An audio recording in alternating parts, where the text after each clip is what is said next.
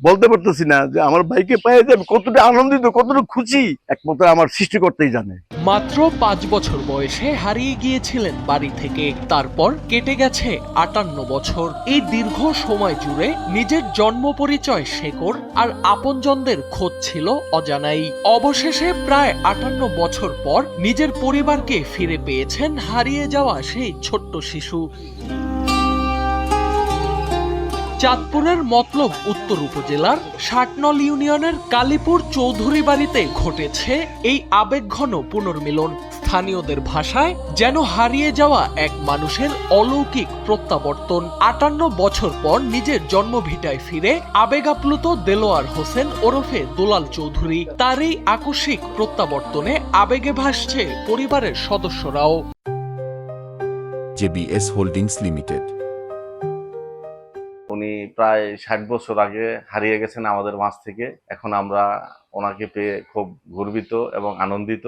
ওনাকে পেয়ে আমরা খুব খুশি হয়েছি। ওনার 3 মেয়ে 2 ছেলে, অনেক শিক্ষিত, ছেলেরাও শিক্ষিত, মেয়েরাও শিক্ষিত। উনি খুব ভালো আছে। দীর্ঘ 60 বছর পরে দুলাল চৌধুরীর ছেলে আকিবের মাধ্যমে, প্রযুক্তির মাধ্যমে আমার সাথে যোগাযোগ করে ওনার প্রত্যেক বাড়িতে আসছে এবং আমরা আসলে চৌধুরী পরিবার সত্যি ওনাকে পেয়ে খুবই আনন্দিত এবং গর্বিত। এবং এই কাজে যারা আমার সাথে যোগাযোগ করছে এই প্রযুক্তির মাধ্যমে এবং আমাকে লিঙ্কটি তৈরি করছে, সবাইকে আমি ধন্যবাদ জ্ঞাপন করতেছি। দেলোয়ার হোসেনের জীবনও কম নাটকীয় ছিল না। বাড়ি থেকে নিখোঁজ হওয়ার পর তাকে খুঁজে পেয়ে দত্তক নেয় নারায়ণগঞ্জের একটি পরিবার। পরে চট্টগ্রামের ফটিকছড়িতে বড় হয়ে ওঠেন তিনি। পালক পরিবারে স্নেহ ভালোবাসার অভাব না থাকলেও অজানাই থেকে যায় নিজের প্রকৃত জন্ম পরিচয়। এই গল্পের মোড় ঘুরে যায় এবারের কোরবানির ঈদকে ঘিরে। দেলোয়ার হোসেনের ছেলে ইমাম হোসেন বাবাকে বলেন, এবার দাদার নামে কোরবানি দেব।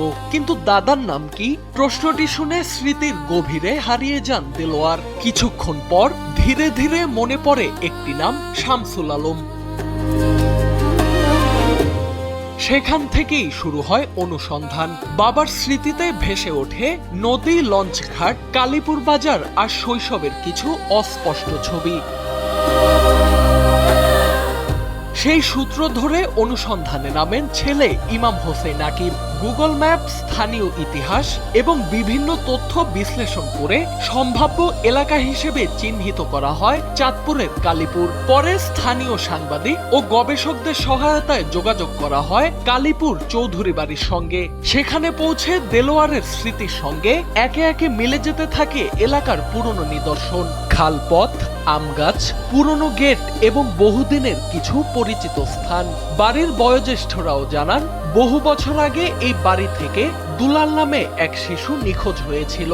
পরে যার আর কোনো খোঁজ মেলেনি। আব্বু সবসময় বলতেন আমার বাড়ির পাশে লঞ্চঘাট আছে, আমার বাড়ির পাশে নদী আছে, বিশাল বড় এক নদী আছে, কিন্তু উনি কখনোই এগুলোর নাম বলতে পারেন নাই, কোনো স্পেসিফিক লোকেশনের কথা বলতে পারেন নাই। এবার কুরবানির ঈদের কয়েকদিন আগে আমি আব্বুর কাছে জিজ্ঞেস করলাম যে আব্বু, আমি তো কোরবানি করব আমার দাদুর নামে, এখন দাদুর নাম জানি না, আমি সবসময় তাদের জন্য দোয়া করতাম নাম না জেনেও। তারপরে আব্বু একটু পরে বললেন যে তোমার দাদার নাম খুব সম্ভবত শামসুল আলম হতে পারে, দাদুর নামে কোরবানি করবো, এটা বলার পরে দাদার নাম বললেন, শামসুল আলম হতে পারে এমনটা বললেন। তারপরে উনি ধীরে ধীরে সময় নিয়ে বেলতলি বাজার, কালীপুর বাজারের কথা বললেন। পরবর্তীতে আমি গুগল সার্চ করলাম, গুগল সার্চ করে দেখি যে এই ঘটনা, এগুলো হচ্ছে চাঁদপুরে, কিন্তু আব্বু সবসময় বলতেন উনি নারায়ণগঞ্জের। পরবর্তীতে আমি ম্যাপ খুঁজে দেখলাম, গুগলের সহায়তা নিলাম, আরো এলাকার মানুষজনের সহায়তা নিলাম, এখানকার যারা আছেন তাদের মাধ্যমে আমি নিশ্চিত হতে পারলাম যে কালীপুর বাজারের আশেপাশে কোথাও একটা উনার বাড়ি হতে পারে। উনি বাড়ির বর্ণনা দিলেন যে বিশাল বড় একটা সিংহদ্বার টাইপের একটা ব্যাপার ছিল, একটা বড় বাড়ি, ওই বড় বাড়ির ভেতরে অনেক আত্মীয় স্বজন নিয়ে ওনারা থাকতেন। তা আমার মূল দায়িত্ব ছিল কোন জায়গা সেটা খুঁজে বের করা, আর পরবর্তীতে বাড়িটা খুঁজে পাওয়া খুব সহজ হয়েছে। অবশেষে পরিবারের সদস্যদের সঙ্গে সাক্ষাতের পর নিশ্চিত হয় হারিয়ে যাওয়া সেই শিশুর পরিচয়। বিশেষ করে জীবিত ভাই মুকুল চৌধুরীর সঙ্গে দেখা হওয়ার মুহূর্তটি ছিল সব থেকে আবেগঘন। দীর্ঘ 58 বছরের বিচ্ছেদ যেন মুহূর্তেই ভেঙে যায় কান্না, আনন্দ আর ভালোবাসার স্রোতে। অত্যন্ত আনন্দের সঙ্গে নিজেদের হারানো সন্তানকে আপন করে নিয়েছে চৌধুরী পরিবার। আর দেলোয়ার হোসেনও ফিরে পেয়েছেন নিজের শেকড়, নিজের পরিচয়। বর্তমানে স্ত্রী ছাড়াও তার পরিবারে রয়েছে 4 কন্যা এবং এক পুত্র সন্তান।